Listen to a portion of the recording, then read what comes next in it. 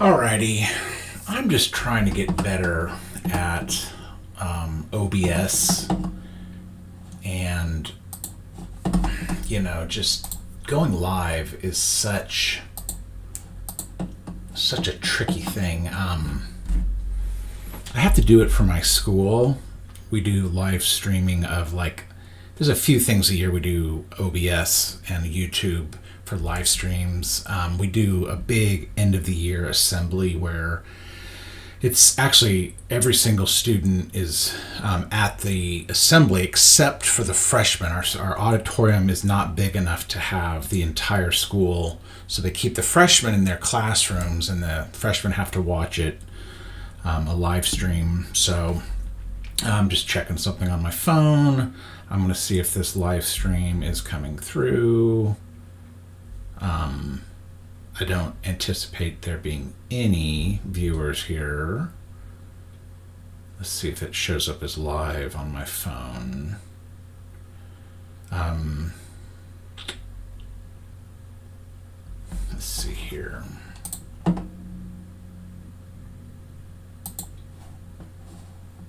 I guess it's live. Anyway, I have a bunch of stuff on my desktop, and I will kind of go through. I need to kind of clean this up a little bit. I've been looking a lot at a lot of different things this summer. I've got a whole cemetery project that I'm doing with, let me think about this. It's my mom's cousin. I went up to visit this grave up in Manhattan, Kansas in June, and this is what it looked like. I was expecting there to be two markers at the bottom there, and you can see there's space for it, and I couldn't figure out why they weren't there. I kind of kicked around. I thought maybe they were buried. Made some phone calls, got an awesome response from the director of the cemetery there in Manhattan, Kansas, and he had told me that Ronald Katz had paid to have the markers removed, and they're basically going to put a single piece of granite on the bottom, and then they'll replace the markers. Now, this picture is from somebody posted this 5 or 6 years ago. I think if you want to search for a grave, a lot of people will just take a picture of every single grave. Anyway, these are my great grandparents on my mother's side. Never knew Audie. Obviously, he died in 1956. I did know my great grandmother. She died when I was about 7. And in fact, her funeral was the first time I was ever in Manhattan, Kansas. But I love to say, she was born in 1897. So that's something that's going on. I am riding a lot. I have been looking at lots of different bikes. I'm really a lot more interested in gravel. I think that's because since 2020, when I got my first bike, I've really just kind of explored Wichita. There's a lot of really pretty cool urban paths that are all concrete, but I'm kind of I'm a little burned out riding the same paths, and so I'd like to be able to do gravel. This is a bike that is actually sold by Walmart. It's an Ozark Trail G2 Rebel, and I think it's $600 or $700, which is way more than I need to be paying on a bike. But in the big scheme of gravel bikes, that's pretty cheap.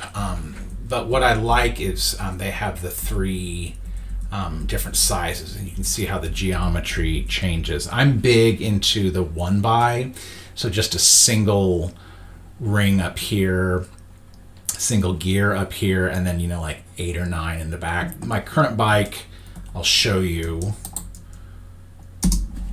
looks like this, and I got this, as I said, in 2020. It's just a single speed. It's not fixed gear, but I've just ridden the heck out of it. This cup is probably a little much. It's my cup that I take with me to school every day.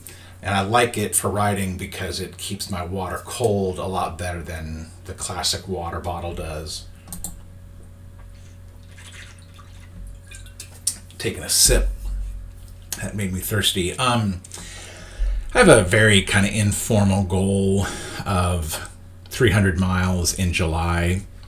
I don't even know what I'm at, but if I ride 13 miles a day, I shouldn't have a problem getting to 300. That's about an hour a day. It's pretty easy. This is the G1.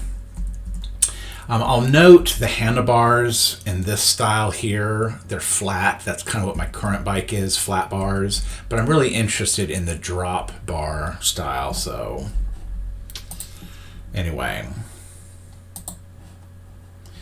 So I'm just kind of checking. So yeah, I've gone to Walmart and I've looked at these bikes, and it's kind of funny. Like, they are not put together very well. In fact, you'll see that a lot of times the front wheel isn't even screwed on. And part of me is like, I could go see if I could get that bike for like a discount. I don't know. I think the G1 is like $288. I could maybe get them to take $100 off. But I'm probably just going to ride this until the wheels fall off. I have a lot more use here. I've got a friend, Jesse Marks, who is going to let me... he's going to let me borrow a bike, which is a Salsa brand.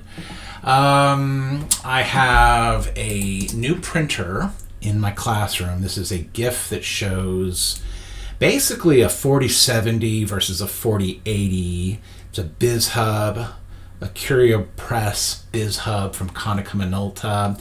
These printers allow you to produce basically full magazines.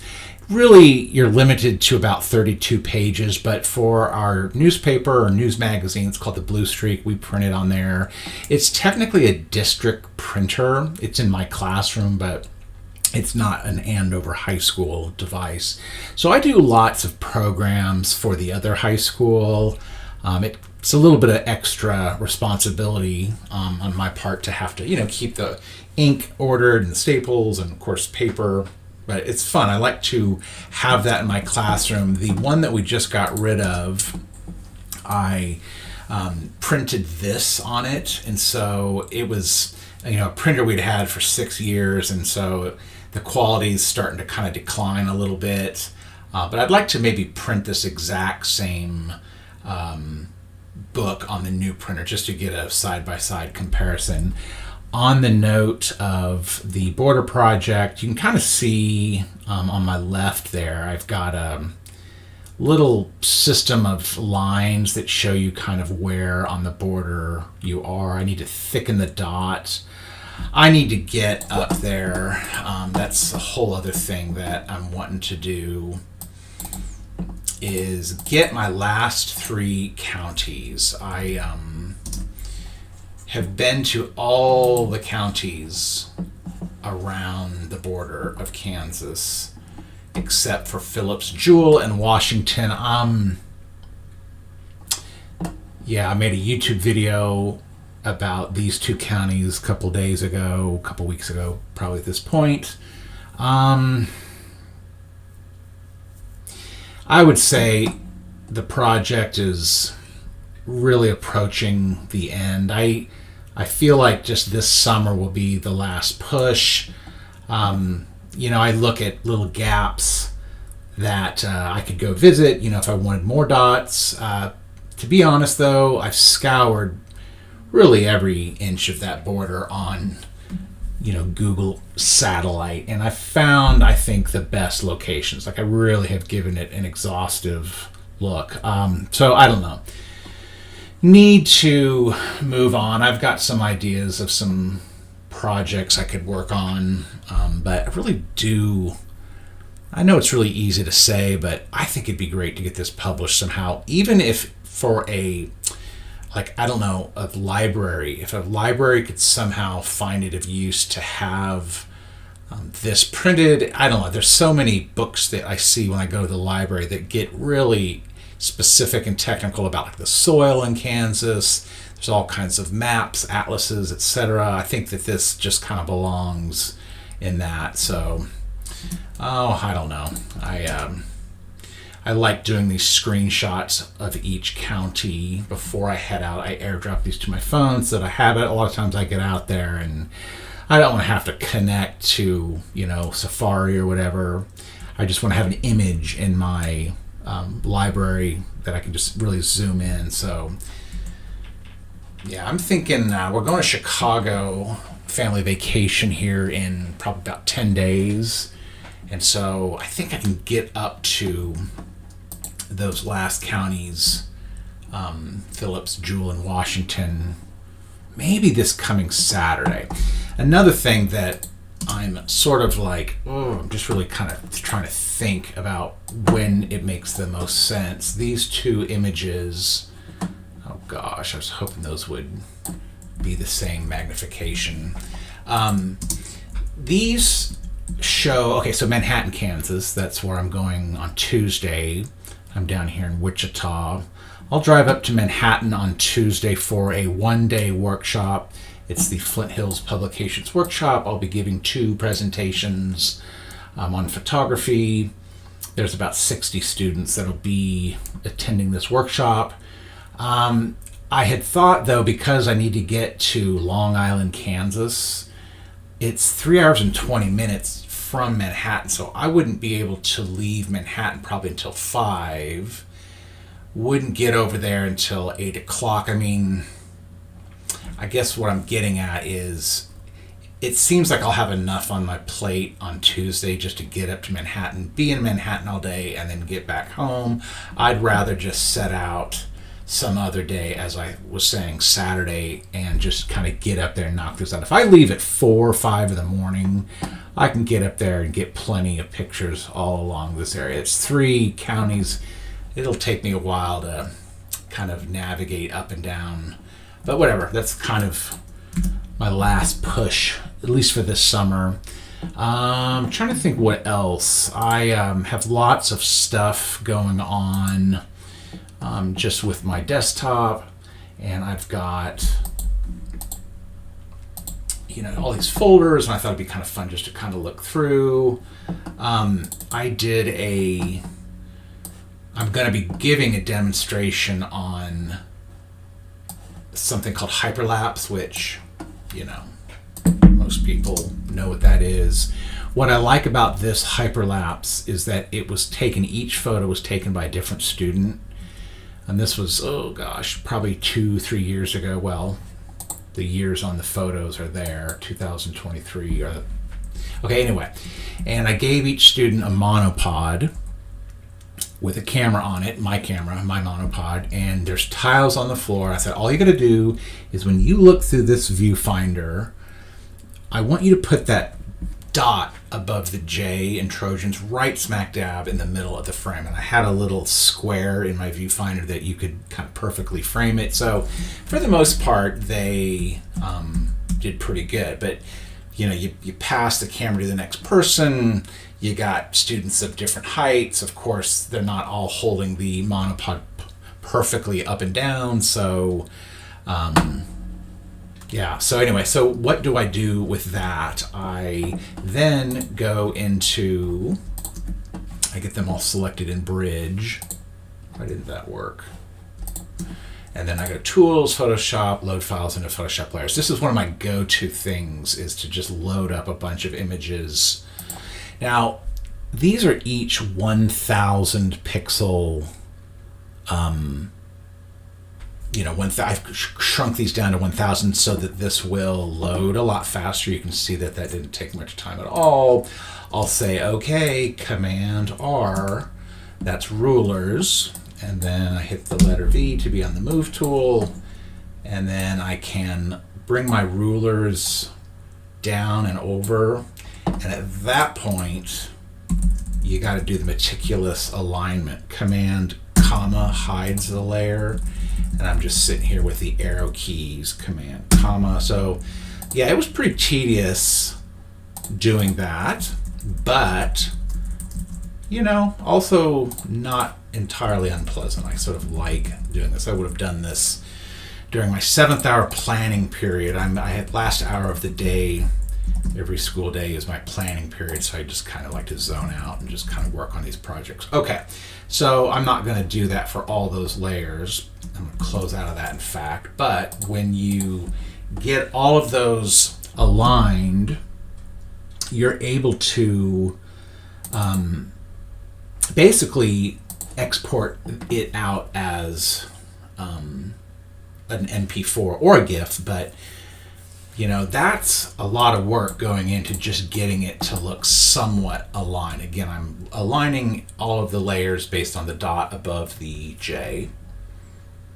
So that's cool. But then, once I've got this video, I bring it into Adobe Premiere and I'm able to stabilize it. I don't know why it's called Warp Stabilizer. You'll see here it's a lot smoother, just has a little bit more of a fluid kind of feel. But for something that was, totally, there are a lot of students involved, 75, as I said, a lot of people involved in this hyperlapse. That's pretty cool. That's a cool project, I think. If I was attending this presentation I'll be giving on Tuesday about moving pictures, this is one of the techniques that I'll want to explain to them, and I think they could totally take it and run with it. That ended up being used in a video or a sort of an intro montage of our little YouTube channel for our school broadcast channel. So anyway, that's hyperlapse. I've been trying to make this presentation onto, or put all the files on my smaller Dell laptop computers, my work issued laptop, and it's a little bit harder. And when I'm transferring files from a hard drive, so it's what else do I have on here? I was thinking I could make a video about my old car. I think it was I've lost my recollection. I think it's a 91, because I think my parents got it in 91 and they had it on a 3-year lease, and I guess they paid it off, and it became my car in 1994. My girlfriend at the time came out to visit me in Pennsylvania. I was driving a different car, and she got totally rear-ended. It was a complete total. So anyway, kind of getting lost in my thoughts with that summer of 94. But anyway, this was my car from 95 till 2000. And when I left Michigan to go to New York, I had to ditch my car. I took it up to Detroit. There's an auto auction, and I think I was naive. I think I must have thought I could get, I don't know, 3,000 or something for it. I don't know how many miles it had. I know it probably close to 200,000, because I had driven this car. There's a photo of me with it. Yeah, this one. This is actually from 96. I drove that car, I'm not kidding you, from Kansas up to Washington State and back. I drove it from Kansas up to Maine and back. And when I say up to Maine and back, I was living in Maine as a newspaper photographer that whole summer of 95. The next summer, 96, I drove the car up to New Hampshire, was a newspaper photographer in New Hampshire for a summer. Drove it back. I drove it to Texas. I drove up to Michigan, and it drove that car like you wouldn't believe for 4 years as a newspaper photographer. I drove to Chicago a bunch of times. I think I may have driven it to Denver as well, but yeah. Anyway, story of a car, holy cow. And I've stuck with Hondas. I know that's an Acura, but I, to this day, think Hondas are really pretty cool. Anyway, I was wanting to sell the car, and I took it to the auction, and you can see on the right there's a desk where they have these lights. Man, I think I whispered to the guy, hey, if it only gets 700, that's fine, because the very next morning I had to go. I had a U-Haul already packed at this point. I just had to get rid of this thing. So this is me looking into the window of the U-Haul. That's my Mac Power PC, I don't know, 5600. It's Henri Cartier-Bresson. I wanted the Mac to have the nice cushioned ride. I drove through the night. It was August 7th, probably around 6 or 7 p.m. I just decided, you know what, I just want to go get this over with. So I drove through the night, and when I arrived, I did pull over a little bit in Pennsylvania just to try to take a little bit of a nap. But when I got there on August 8th of 2000, you can see the Twin Towers there. So anyway, that was fun. I unloaded all of my possessions. Patrick Woody took these pictures. This was the last of my stuff. Another Henri Cartier-Bresson. If you can't tell, I was obsessed. I was so sweaty. And so then I had to take the U-Haul back to the U-Haul dealership or whatever in Manhattan, and that was my story of moving to New York. So, all right. So, okay, just kind of checking everything, just checking the health, checking the stream, making sure it's coming through. I've got a folder here called Bowery stuff. I would love, more than anything, to go back to New York. I haven't been since 2017, so I'd like to say for my son's 16th birthday, which is this coming September, maybe that'd be something we could do in November. You know, take a little family Thanksgiving in New York or something.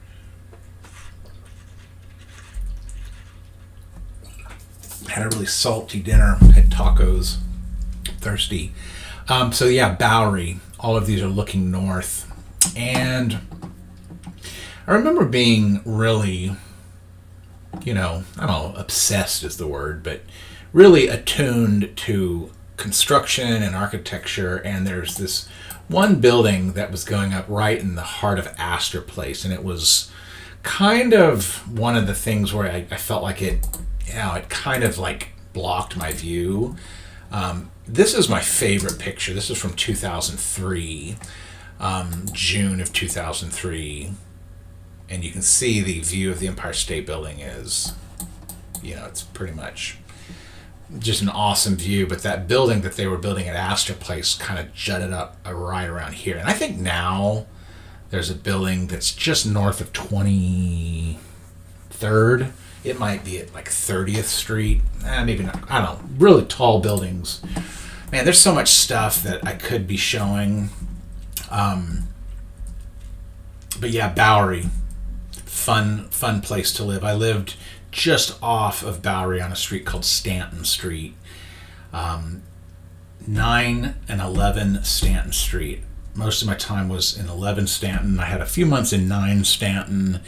But then I moved to 15 Stanton Street. That's where I got my first solo place. Anyway, Bowery, I need to do something on that. This doesn't belong in here, but I pulled it. I know that I could find pretty darn sure the exact chain link, hole in the fence that I shot this. This would be really cool.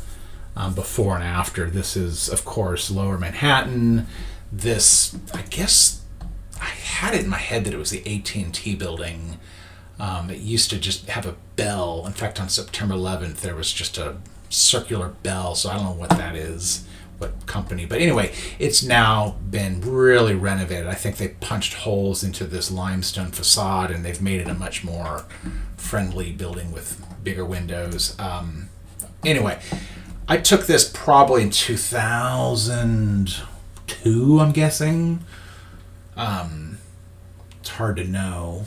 But when I took this picture, what I didn't know is that I would soon be living basically in this frame. This is the roof of the building that I then lived in 7 or 8 years later. 6 or 7 years later. So my last apartment, 38 Market Street, corner of Market and Madison, really the cusp of Chinatown running up to the financial district. In fact, we lived in a neighborhood called Two Bridges, right in between the Manhattan and the Brooklyn Bridge. Loved that apartment. Man, we got this apartment, and they let us cut a huge hole in a wall to kind of make a little bedroom. Incredible. I can't believe they did it. In fact, they did it for us. That's where our son Julian was born. And anyway, so I really want to go revisit a lot of these pictures. Try to just really, have a print in my hand, and I could kind of really align that and do a cool little, 25 years later kind of thing. So I can't really think of what else I would care to show. I just got this stuff on my desktop, and this is kind of a little bit of a bonus. There was maybe about a year ago. You can see what's happening is somebody shot a photo of a person jumping out of one of those paragliders, and they presented the photo as this. And I just thought, this gives me the impression that the person was falling, and then snap, and then they continued to fall, click, click, click, click, click. But you can kind of see I've superimposed this sort of glider, and I've tried to kind of show probably what that looked like the moment it was captured. There would have been a glider off to the left. But I know that when they're making these sun pictures, they're doing, what's the word I'm looking for? Stitching. Not a compilation, composite, I think is the word. So, I don't know. You go down these rabbit holes. Okay. Anyway, just that's kind of it. Thought I would just kind of go live again, just to refresh my my knowledge of how this thing OBS works. So that's it.